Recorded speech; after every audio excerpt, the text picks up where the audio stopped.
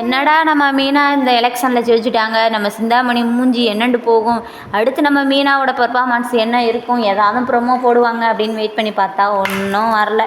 சரி கடுப்பாகி போய் நானும் போய் படுத்துட்டேங்க. படுத்த கேப்பில் ஒரு தூக்கத்தை போட்டுட்டு எந்திரிச்சு வந்து பார்த்தா ப்ரொமோ வந்துடுச்சு. சரின்னு சொல்லிட்டு நம்ம ப்ரொமோ பார்க்கலாம் அப்படின்னு பார்க்க போகல, சூஞ்சு போன மூஞ்சியை வச்சுட்டு நம்ம மனஜை காமிக்கிறாங்க. ஐயோ இவரா அப்படிங்கிற மாதிரி இருக்குல்ல. சரி இவர் வாழ்க்கையில் என்னது நடக்குது அப்படின்னு பார்த்தா நம்ம ரோகிணி மனோஜோட டேவஸ் கேட்ஸ் தானே கோர்ட்டுக்கு போயிருக்கு. அங்கே பார்த்தீங்கன்னா பிளான் பண்ணிக்கிட்டு இருக்காங்க. அடுத்த பிளான் என்னன்னு தெரியலையே ரோகிணியோடது அப்படிங்கிற மாதிரி பார்க்கல கிறிஸை கையோட கூட்டிகிட்டு வராங்க நம்ம கோர்ட்டுக்கு.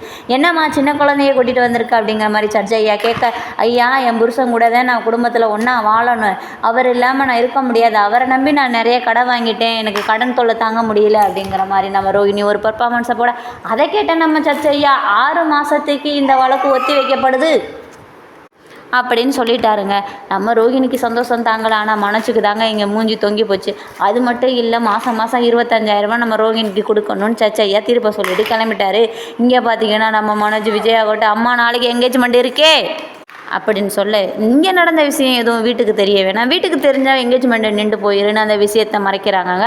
இந்த என்கேஜ்மெண்ட்டுக்காக என்னென்ன பிளான் போடுவாங்கன்னு தெரியல, கல்யாணம் நடக்குமான்னு தெரியல, ரோகிணி வந்து வீட்டில் வந்து உட்காந்துருவாங்களான்னு தெரியல, என்ன நடக்குதுன்னு உங்களை மாதிரி நானும் வெயிட் பண்ணிகிட்ருக்கேன். சீரியலில் நடக்குது, நாளைக்கு பார்க்கலாம்.